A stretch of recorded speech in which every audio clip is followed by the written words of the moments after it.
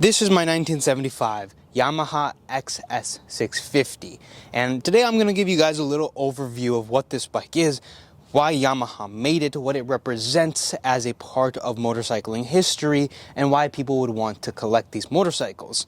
Yamaha XS650 was first introduced in 1969, and it had a drum brake in the front. The first year the bikes were introduced, they were green, and the second year they were yellow. Those both had drum brakes.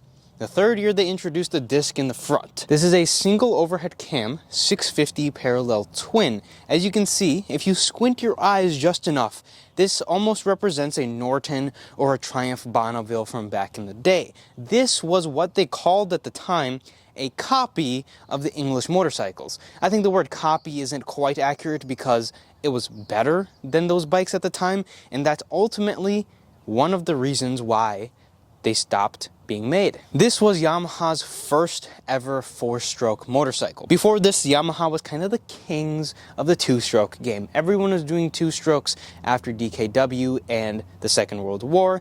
BSA did it, Indian did it, Honda did it, and then there was Yamaha as well. The two-stroke DKW design was used pretty much everywhere.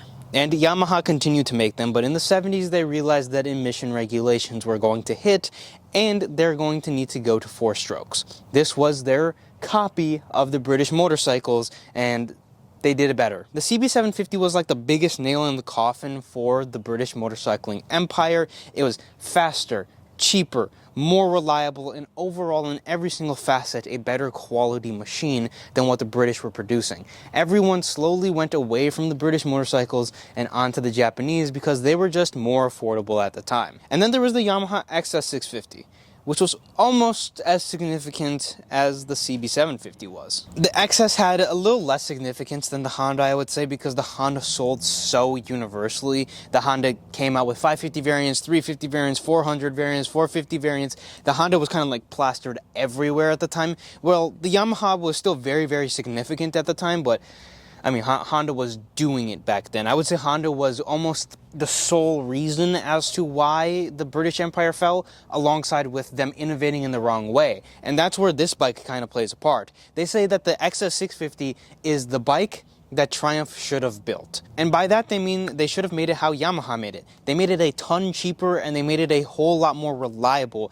Back in the day, motorcycling was a lot bigger than what it is now. Everyone in America especially, everyone has cars. But back in the 70s, motorcycling was like a day-to-day thing. It wasn't a hobbyist thing. It was life back then. And you needed your motorcycle to start and work in the morning, and sometimes the British just could not do that for you. Well, Yamaha did it, and that's why Triumph should have built this bike. But they didn't. And that's inevitably why they went under, and Yamaha still to this day is making bikes just like they did. Nowadays you're seeing the British companies come back, but it's not the same. Yamaha is still the same. Companies like Norton, Triumph, BSA, Jawa, all of those companies are funded by India. They're funded by the big Indian companies and corporations to sell motorcycles with the old nameplates. They're not the same. Made in England and have that same character that the old bikes did. This bike is more like a British bike than it is a Japanese bike. It has that raw feeling, it sounds like a British bike, it rides like a British bike. And if you took the Yamaha badges off of the bike, you probably wouldn't be able to tell that it was a Yamaha. You could probably convince a lot of people that this was a Triumph Bonneville.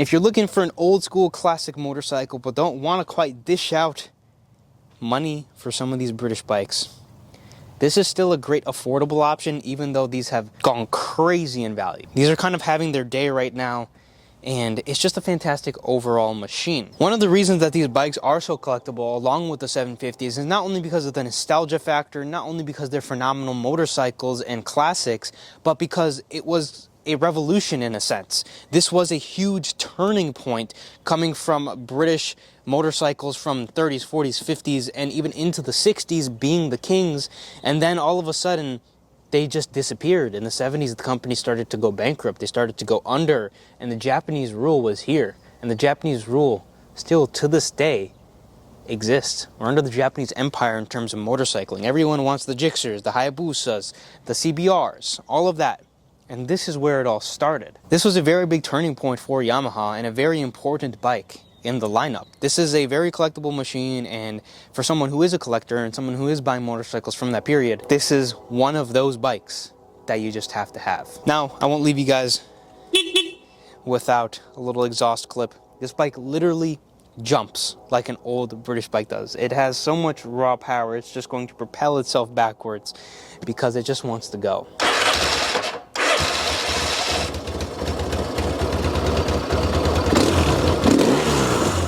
See what I mean?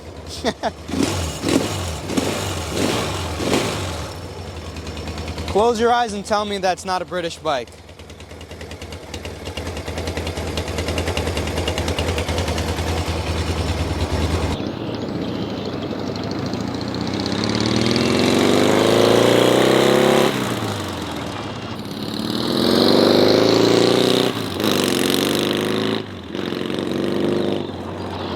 Such a fantastic bike, and I'm so thrilled to be able to own one. Used to own 550s, sold the 550s, and now the 650 is going to be a permanent member in the collection. This bike is not going anywhere. I'm not selling them like the last ones. If you guys did enjoy this video or want to add a little bit more information, perhaps I twisted my words just a little bit, that's the information that I found on the internet. That's what I read. There is a lot of information on how to work on the bikes and everything like that, but history-wise, I don't think anyone has put out a good video on really what this bike represented, what it was, why it was created, and all of the things like that. That's the XS650 for you guys. This is a 1975, so it's kind of the third variant that came out. There's another variant that had some different decals, and personally, this is my second favorite in the lineup.